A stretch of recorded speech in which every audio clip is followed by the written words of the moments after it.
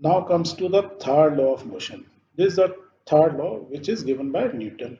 इसको समझते हैं और ये बहुत सिंपल है. क्या कहती है? When one object exert a force on another object, जब एक ऑब्जेक्ट दूसरे ऑब्जेक्ट पे फोर्स लगाता है, exert करता है, then क्या होता है? The second object instantaneously exert a force back on the first one. मतलब पहले ने जब दूसरी बॉडी पर फोर्स लगाया, उसी समय उसी क्षण instantaneously at that moment second body भी पहली वाली बॉडी पर बैक फोर्स लगाती है. और क्या बोल सकते हैं दूसरी तरीके से? दीज और एक और इंपॉर्टेंट चीज, these two forces are always equal in magnitude but opposite direction. क्योंकि पहली ने उस पर लगाया, दूसरी ने उस पर वापस लगा दिया. इसका बेस्ट एग्जाम्पल है, मजाक के लिए है बट बहुत इंपॉर्टेंट एग्जाम्पल है. आपको मम्मा ने एक स्लैब दिया खड़ाक से, राइट? तो यू डिड समथिंग, मम्मा ने फट से एक स्लैप मारा, बट जब स्लैप मारा तो आपको भी चोट लगी, और सेम मोमेंट में जब आपको दर्द हुआ तो मम्मा को भी दर्द हुआ. तभी तो शाम को जाके आप उनके हाथ की मालिश करते हो, राइट? नाइन्थ क्लास में हो गए हो, काफी स्ट्रांग हो गए हो, तो मम्मा का हाथ तो सॉफ्ट था, राइट? तो क्या हुआ? मम्मा ने तो अपना एक्शन दिखा दिया, पर उस एक्शन से आपको भी दर्द हुआ और उनको भी दर्द हुआ. ऐसा नहीं हो खाली आप ही को मार पिटी, लिटरली उनको भी मार लग गई. तो ये यदि आपको फोटो याद रहेगा तो आपको थर्ड लॉ ऑफ मोशन याद रहेगी. सिंपल टर्म में बोल सकता हूँ, for every action there is an opposite and equal action. अब हम थोड़ा प्रैक्टिकल तरीके, यदि एक ये स्प्रिंग है, एक बोर्ड में लगी हुई है, मैं इस पर फोर्स लगाता हूँ, मीन्स मैं दबाऊंगा इसको, लेट्स पुश इट. जब मैंने इसको पुश किया, अब किसी भी स्प्रिंग को पुश करके तो क्या होगा? तो आई विल से कि मैंने इस डायरेक्शन में, लेफ्ट डायरेक्शन में एफ फोर्स लगाया. तो स्प्रिंग भी मेरे को, क्योंकि जैसी छोड़ दोगे तो क्या है, स्प्रिंग फिर वापस आ जाएगी. क्यों आ जाएगी? क्योंकि it is also exerting a force in the opposite direction. वो मेरे हाथ पे लगा रही है, और जब मैंने जैसी दबाया तभी उसी इंस्टेंट पे मेरे पे हाथ पे फोर्स आ रहा है, तभी तो स्प्रिंग दबी और स्प्रिंग का फोर्स मेरे हाथ में आ रहा है. So that is what the third law of the motion, the Newton was saying, when one object exert a force on another object, the second object instantaneously exert a force back on the first one. तो मेरे हाथ ने spring को दबाया, तो spring भी उतना ही force है मेरे हाथ को भी दबा रहा है. यहाँ तक क्लियर हुआ? एक और एग्जांपल लेते हैं. ये एक बैलून है, ये मैंने एक थ्रेड पे उसको टांगा हुआ है ऐसे, इसमें हवा भरी हुई है, और मैंने इसको यहाँ से टाई किया हुआ है. अब मैं इसको क्या करता हूँ, हल्का सा खोलता हूँ. हल्का सा खोलूंगा तो क्या होगा? बाहर क्या आएगी? ये एयर. यदि एयर इस डायरेक्शन में, डायरेक्शन क्या होगी हवा की? लेफ्ट साइड में. यदि हवा की डायरेक्शन लेफ्ट साइड में होगी तो इंस्टेंटेशनली हवा को, तो क्यों, बैलून के अंदर से हवा निकल रही है ना, तो लेफ्ट में जा रही है, तो बैलून को क्या करेगी हवा? इसको राइट साइड में फोर्स लगेगा, तो क्या होगा? मेरा बैलून इस डायरेक्शन में मूव करना शुरू कर देगा. तो हवा लेफ्ट में निकलती जाएगी, बैलून मेरा राइट में चलता जाएगा. एक और एग्जांपल लेते हैं, या प्रैक्टिकल करके देख सकते हो. मैंने क्या किया, एक एक स्टैंड लिया, उस पर एक फनल ली, एक टेस्ट ट्यूब, और उसको मैं अंदर यहाँ से कॉर्क लगा के उसमें थोड़ा पानी भर दिया, और नीचे फ्लेम उसमें ऑन किया.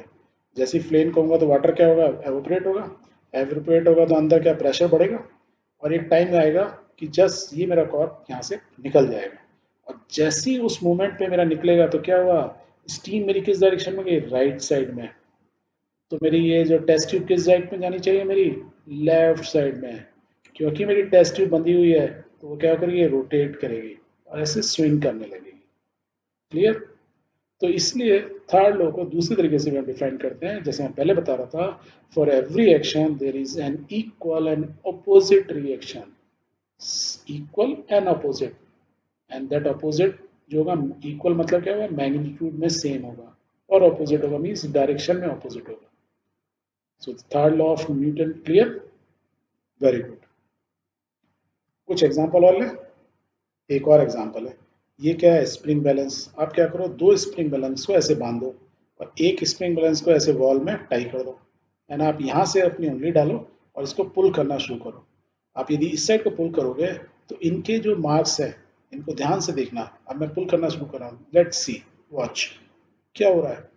ये दोनों देखो, एक साथ दोनों बराबर बराबर पुल हो रहे हैं. दैट मीन्स इस स्प्रिंग बैलेंस से इस स्प्रिंग बैलेंस पे फोर्स लग रहा है, and it is equal and opposite. दोनों बराबर जगह पे आके रुके हैं, देखो ये भी और ये भी, राइट? इससे भी प्रूव हो गया. तो न्यूटन भाई सही बोल रहा था. एक और एग्जांपल बहुत फेमस, इस पे बहुत सारे क्वेश्चन आते हैं। ये क्या है? एक राइफल या रिवॉल्वर। इसके अंदर क्या है? ये बुलेट होती है, और जब आप स्ट्राइक कर रहे हैं, इसको पुश करते पुल करते हो, तो क्या होता है? There is a blast. क्योंकि बुलेट के पीछे क्या ना, बारूद लगा होता है। ये जो व्हाइट वाला एरिया देखा, बारूद है। तो यहाँ से जैसे इसको पुश करते हो, तो एक स्ट्राइकर आके इसको बैक से यहाँ पे स्ट्राइक करता है। जैसे ही स्ट्राइक करता है, एक ब्लास्ट होता है, बुम। और जैसे ही ब्लास्ट होता है, तो उसकी एनर्जी जनरेट हुई। उस एनर्जी से ये जो आपकी बुलेट है, ये बुलेट लेफ्ट में जाती है, और ब्लास्ट तो भाई चारों तरफ हुआ, तो बुलेट तो गई लेफ्ट में, और आपकी जो गन होती है वो रिकॉइल होती है राइट साइड में। तो झटका सा लगता है।